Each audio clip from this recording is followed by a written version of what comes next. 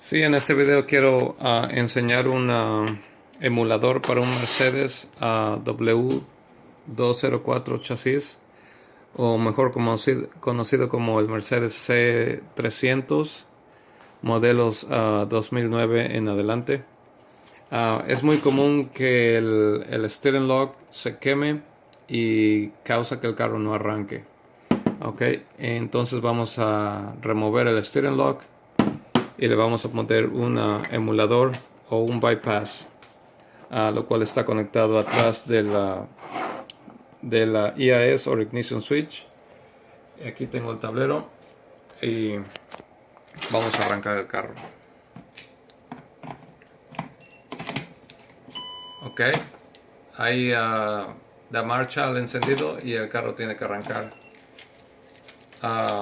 La falla de estos carros es que el carro no arranca